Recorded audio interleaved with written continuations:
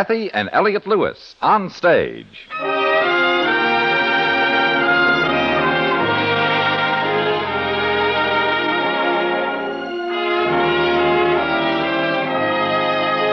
Lewis, Elliott Lewis, two of the most distinguished names in radio, appearing each week in their own theater, starring in a repertory of transcribed stories of their own and your choosing.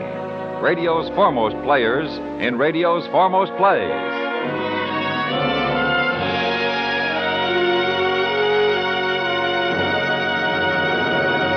Ladies and gentlemen, Elliott Lewis. Good evening. May I present my wife, Cathy? Good evening. In the 6 months that Elliott and I have been doing on stage, we've been very lucky in the kind of stories that have been made available to us. Somebody said once that an artist is as good as his tools. A painter needs paint and palette. A musician needs instruments. A piano player without a piano is not easy to identify. And two actors without a script, especially on radio, are not likely to be very entertaining. Since this program started, we've been delighted to play the stories of E. Jack Newman, Shirley Gordon, Richard Chandley, Anthony Ellis, Walter Newman, Shelby Gordon, and many others. And we've been even more pleased that you've liked these fine craftsmen and have remarked the same to us in your letters. Shirley and E. Jack especially. Tonight we add a new author. The young man's name is Thonis Calhoun. His home is in Galveston, Texas, and this is his first radio script. And it's called Canary Yellow.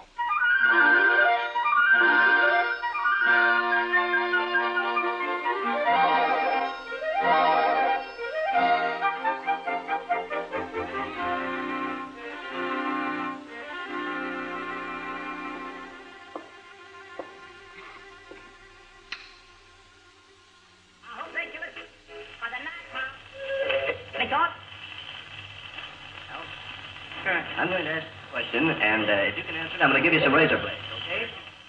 This is your New York reporter, Arthur Foster. Now listen, you good people. Harold Drake, the veteran comic, opened his new show at the Plymouth Theater tonight with 20 curtain calls. Count 'em, 20. This master of sophisticated comedy is as much at home in his new vehicle as you are in your own beat-up carpet slippers. With a poise and a sparkle and glitter as only you read about, this Drake proves again actors are born, not made. My first exclusive. I'm Harold Drake, ladies and gentlemen. Don't believe everything my good friend Foster says about me. Not everything, that is. He much maligns me. In my case, an actor was made, not born. An actor was made through a process of self-preservation, and in spite of a bilious yellow canary costume with a bill yet. It all began one spring of a yesteryear, or perhaps even before that. I was not yet out of the cowboy and Indian stage, and this particular night was playing on the floor with my little lead soldiers, probably trying to make a liar out of Eugene Field. I didn't hear the beginning of the conversation, but suddenly was aware my father had raised his voice alarmingly. I looked up to see my mother placidly tatting an antimacassar as my father stared at her from across the room. My father's face was a blotched purple, and the veins in his forehead reminded me of the human anatomy chart I'd seen in the almanac. I could have told him which veins were bulging, but I didn't. I didn't care. Father was not in the mood. A bird? Yes, a bird.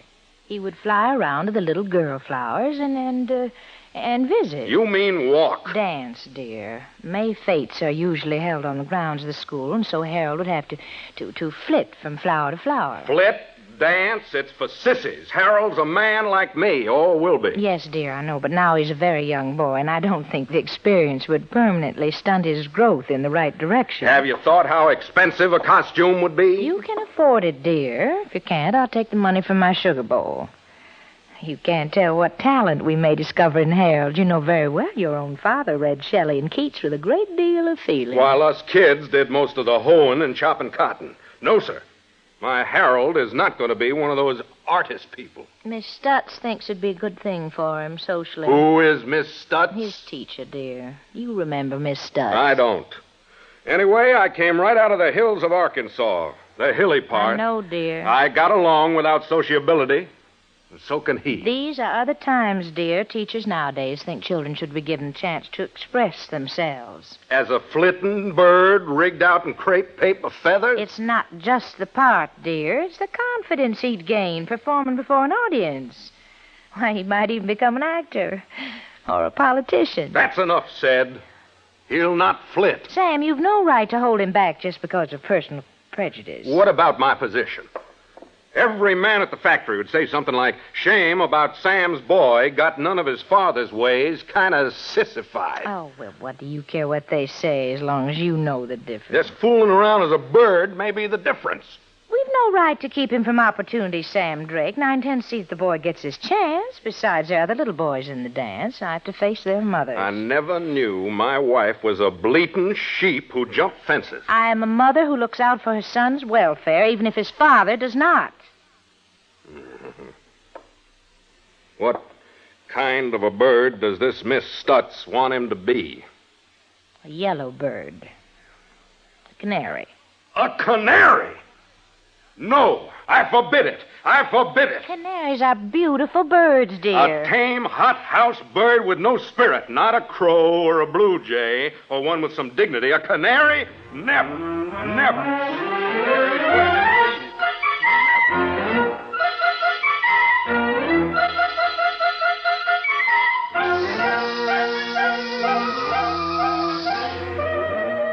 But not even my father was able to get through the embattlements of the Ladies' May Fete Planning Committee, and a canary I was to be.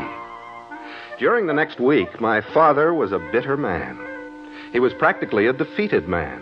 Why, he even sulked at meals. Everyone's through but you, dear. You haven't eaten enough to keep a sparrow alive. Oh, I've lost my appetite. What's for dessert? Your favorite, dear. He knew very well there was another berry cobbler, another of my mother's bribes to keep him in a good humor. Later that night, she asked him as he pretended to read. I say pretended. Dear, when are you going to work on my cedar chest? You've not touched it for days. Don't feel like it. I just don't feel like it. All right, dear. When you feel up to it. My father knew how to make the most of every scene, even as to eyeing me suspiciously, like I was a small, undernourished rat about to fall into his glue pot. Harold, if I thought you were happy about this, I'd take a limb to you. Happy? Papa, I'm scared. I'm shaking. And scared I was. Here was Father always threatening to take my pants down and cane me, and my mother taking them down to try on my costume. I was caught between two parents. I was being grown up fast. It was goodbye to my childhood, and perhaps the muskets of my little lead soldiers were molding in hand. At any rate, one noon before the big debut, Father took his lunch sack and wandered over to his friend's bench. Fortescue, let's eat outside today. Fine day. Oh, hello, Sam. Sure. Let me get my lunch here. Yeah. You look, sort of dispirited. I am. You know, home life can get to the place where it rubs off on a man. Sure can. Just plumb rub off. I sometimes wonder if it's all worth it. I know what you mean. You're about wondering if it's worth it. Yeah. Women get the craziest notions. Yep. Put such importance on little things. Yep. A thing can be just one way. And they always pick the wrong way. Yeah. Just obstinate. And stubborn. Mm. Now, for instance, a man likes to think his son will follow in his footsteps. Or a man's life just don't make any sense. That's just the way I feel. Cavorting around in a female costume. Yeah, here's a shady spot. Your wife? No. My son, Leonard. What kind of a costume? You won't mention this to the other fellas, will you? Of course not. A bird. A blue jay. Blue Jay? Oh, Miss Stutz's fault. That schoolmarm, she kept telling my wife that May fate wouldn't be right without a blue jay and that Leonard was the only boy temperamentally suited to it. Oh? I appreciate the honor, and I'm sure Leonard does have my feeling for the finer things. Still, blue jay. What do you think of a canary? Ah, that's an idea. Why couldn't he be a canary, a little closer to home? Maybe he could. I don't know, though. That's a little sissy for Leonard. Oh, I wouldn't exactly say it's sissified for anybody. Too much for Leonard. I'm sure he'd never consent to it. Not that I would want him to. I'll bet you're glad Harold wasn't asked. He was asked. He was? He's going to be a canary. Oh, now, look, Sam, I didn't mean a canary's anything to be ashamed of. I don't think so either. A canary is a refined bird, sings like a true artist, and has good manners. Why, I think so, too. Only I think a blue jay is an elegant bird, too. I think Leonard will do fine. I didn't mean to say Leonard would be wrong as a blue jay. And I think Harold would be a fine canary, just fine. Fine. Have a piece of cake, Sam? I don't believe so. But it's Lady Baltimore, your favorite. I don't think so, Fortescue. I think I'll take a turn around the plant. Oh, wait up. I'll go along. No, if you don't mind, Fortescue. Well, sure. Sure, Sam.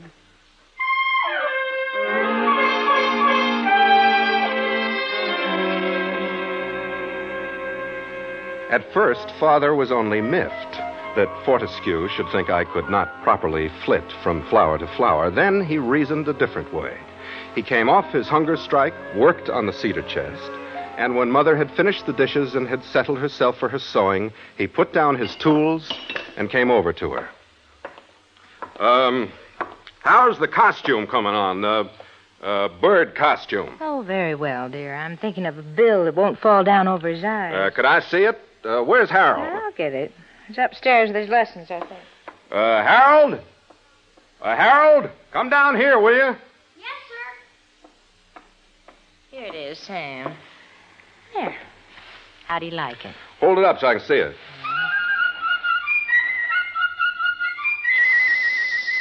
You sew one row of paper points on top of each other. Yeah, it looks a little flimsy. Looks flimsy? You sure it won't break out at the seams? Oh, I don't think so. You better be sure. Harold is pretty much of a boy when it comes to busting things out, and we couldn't have that. I suppose we couldn't. And don't spare the feathers. If you need some more crepe paper, I'll go out and get you some more. Oh, we've plenty of feathers. Sam, you're taking an awful lot of interest, aren't you? Here I am, Papa. Harold, have you been practicing your dance like you should? I guess so, Papa. Guess so? That won't do.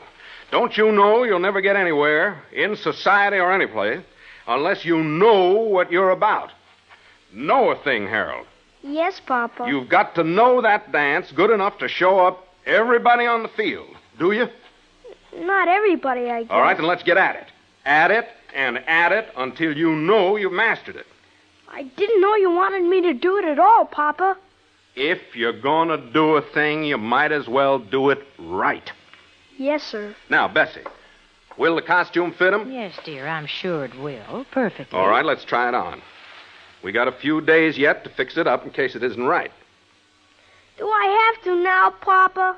I've got geography. All right now, Harold. You try this on. Papa. Sam, I've never seen you so concerned over anything you so heartily disapproved of. Who says I disapprove of it?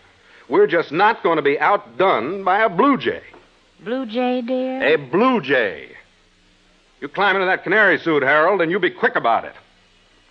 I think I can fix that bill. Yes, sir.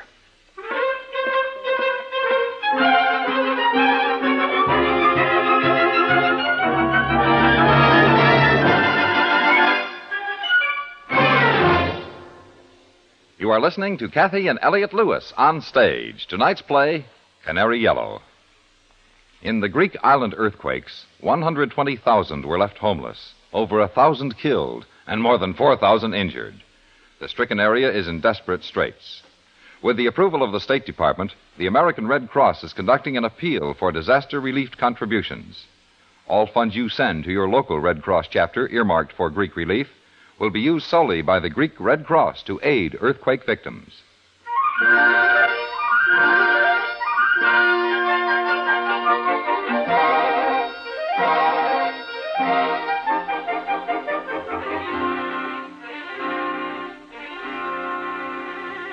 If I was scared before, now I was numb with fear.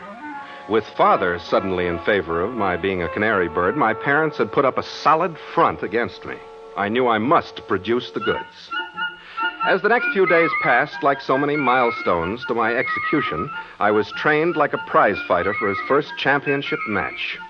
As I went through my routine, my father would suddenly, without warning, bellow, "Shake a leg, Harold! Shake a leg. The honor of the family is on the chopping block. Right on it."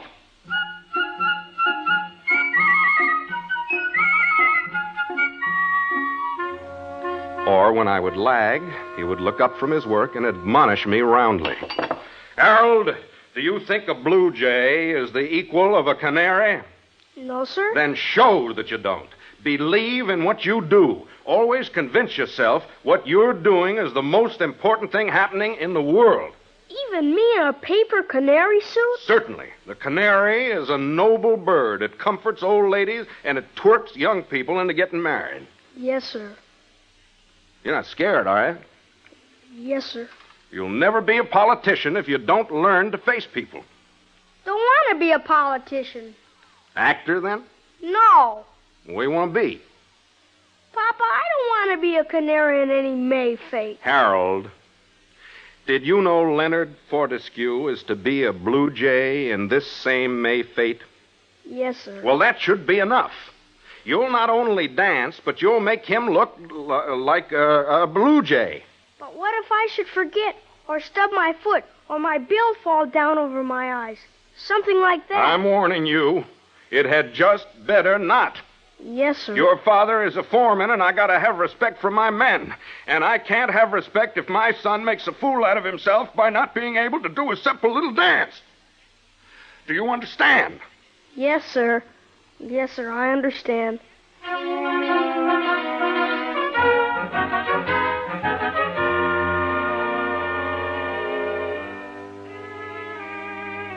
And that was the way it went.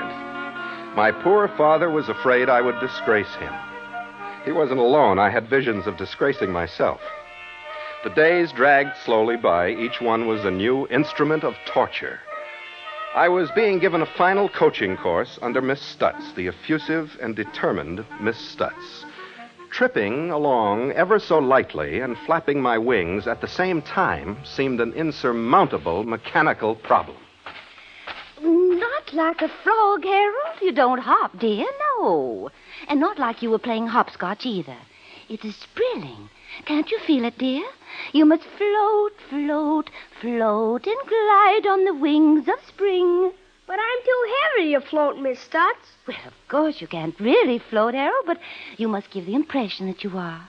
As long as my feet stay on the ground, I can't believe it myself. Please, don't be so literal, dear. Just gently flap your wings and say to yourself that you're going to visit, a beautiful morning glory. But Genevieve's got freckles. Lots of them. And she don't look like a morning glory. Your imagination, Harold. You simply must use your imagination a little. Yes, All righty. Now, small, breezy steps, your wings gently waving in the breeze. Start again. No. Dear, you're throwing your arms around like a frightened buzzard. You're a canary, dear. You must remember that. And don't sweep the ground with your little wings either. And you must keep your knees straight. You don't walk on them. Yes, Now, start again. Now, pretend that Genevieve is by the water fountain. Are you ready? Go. Watch out, dear. Oh, are you hurt, Harold? No, ma'am. I just tripped. Well, I'm afraid you're just a bit clumsy, Harold. You've got to learn how not to get your feet twisted up. You must be fleet of foot, like Leonard Fortescue. Leonard? Ah, yes. He's a very, very gifted dancer. He's as graceful as a gazelle. I can do anything Leonard can. Oh, well, I'm sure you can.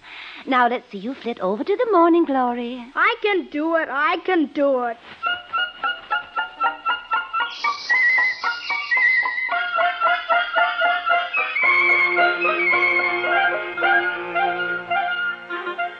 And so I was so thoroughly piqued and humiliated that there was nothing for me to do but forget my fright and go in there and fight. Leonard Fortescue was no smarter than me, and I could prove it. I got that dance down to a last polished wiggle. I even thoroughly convinced myself pigtailed, freckle-faced Genevieve was a dewy morning glory. Oh, that's better, Harold. Much, much better. Bravo. Finally, the big day came. All the fathers and mothers, dressed in their Sunday best, sat stiffly in the folding chairs which had been set up on the school lawn. Among those beaming and being over-cordial to their neighbors to hide their anxiety was my mother and father. My mother seemed happy enough, but my father could not quite hide his agitation. As the sun was just about to set, I started for my dressing room, but not before Father gave me one last word of warning. Yes, sir? Remember, Harold, the family honor is at stake. If you make so much as a bobble, I'll fix you up so you won't be able to sit down for a week. Yes, sir. But don't frighten him, Sam. Just do your best, dear. Yes, You run along now, honey.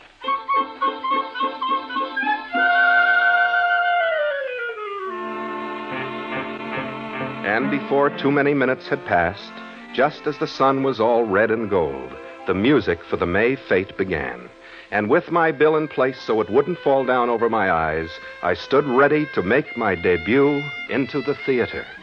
An earthly flight among some lovely lady flowers, I kept telling myself. Before I knew it, someone had given me a shove, and I was out on the ground, winging and flitting my way to Genevieve, the beautiful freckle-faced morning glory. There he comes. Yes, there he comes. Doesn't he look sweet? He's not supposed to look sweet. Well, Sure is tripping along. I hope he don't trip himself. He's kind of stiff, isn't he? certainly not. He's very graceful. He's not. 364 days of the year, he's an awkward boy. You'd think just for one day he could pull himself together. Shh. There he goes to the little morning glory. Oh, I hope he makes it. Look, here comes Leonard. The blue jay. Yeah. He looks much better to me. He's not all feet and neck. Seems frightened to me. No, not as much as Harold. I knew I'd be sorry I let him get into this. Quiet now, shh. Look, Harold's coming to the morning glory. He makes it. Very graceful, Sam. It's very graceful. Your Leonard is better.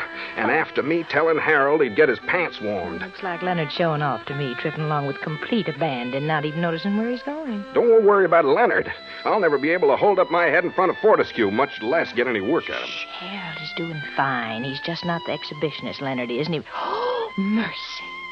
Leonard's beak's falling down over his eyes. He can't possibly see where he's going. He'll never be able to get his hands out of his wings. He's going to hit that geranium if he did. Ah, mercy. Both of them on the ground. Poor dears. I wonder if they're hurt. Yeah, looks like Leonard knocked himself out. That little geranium must have had a hard head. Yes, dear, the Simpson girl. Ah, there goes Harold into his dressing room. Not a bobble. Good work, Harold. Good work. By jingo.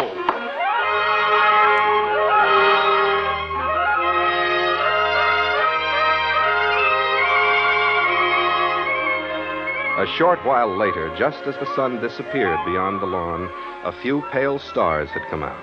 A chilly breeze came up, and the crowd began to disperse. Just as we were leaving, Miss Stutz caught up with us. Papa, this is Miss Stutz. I'm glad to meet you, Miss Stutz. You know my wife, I think. Oh, yes. We're old friends. It was lovely. Yes, thank you. Mr. Drake, I want you to know you have a most talented son. He did do right well, didn't he? Oh, the very best thing on the field, I felt he was. He was the epitome of a feathery creature, an almost inner spiritual feeling in his creation. Thank you, Miss Stutz. I wanted to thank you also for your work with him. I kept him at it, but you pulled him through it, I'm sure. It was nothing, really. He's a very graceful boy, and I'm sure it would have come through even without me. Of course, I did save him the embarrassment Leonard Fortescue went through. I saw the bill might fall down, so I designed one that would stay up. Well, then I suppose that we all did our bit then, didn't we? I suppose we did. Anyway, I'll be able to hold my head up at the factory. That's more than Fortescue can do. Well, I must be off. It was all a very, very great pleasure. See you soon. Good night, Miss Stutz. Now you see, Harold, what comes of being sure of what you're doing and staying with it until you succeed. Yes, sir? Now, what do you think would have happened if I hadn't stepped in and seen that everything went off all right?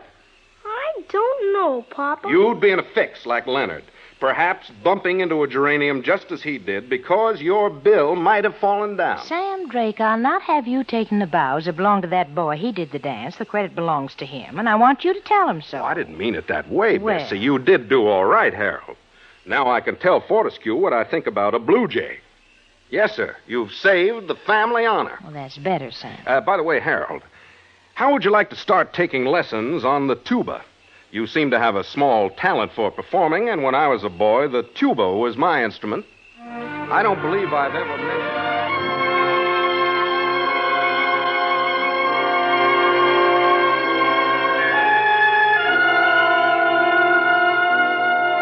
I don't think my father ever really forgave me for not taking up tuba lessons. The confidence I gained from the debut led me to study acting. After many years, I landed here on Broadway. But when Arthur Foster says I was born an actor, don't you believe him? As you now know, in the beginning, I was just plain Canary Yellow.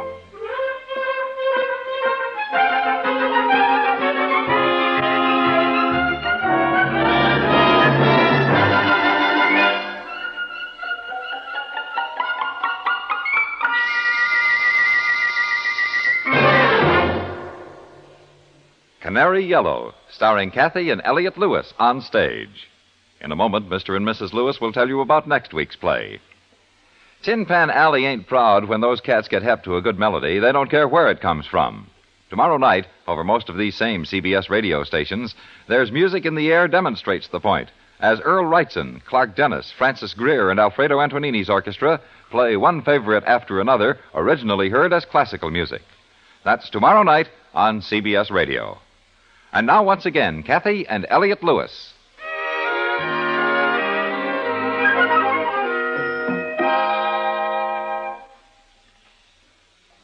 Which will introduce to all of you Mr. Thonis Calhoun. And we believe he's a very gifted young man. We had two members of the Merrill family with us tonight. Lou Merrill, Thomas Hyland on Crime Classics. Lou Merrill is a father and played Mr. Fortescue tonight. Larry Merrill is his son and played young Harold Drake. While Ge Ge Pearson taught the children how to be birds and flowers and was Miss Stutz. Next week, a new drama by Shirley Gordon. It's a beautiful and frightening experience dramatized under the title The Child in the Room. Until next week, thank you for listening. And good night. Good night.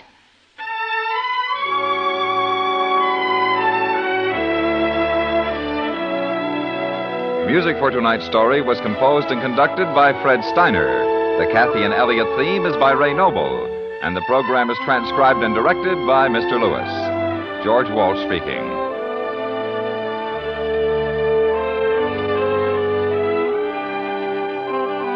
And remember, the Johnny Mercer Show is heard weekday evenings on the CBS Radio Network.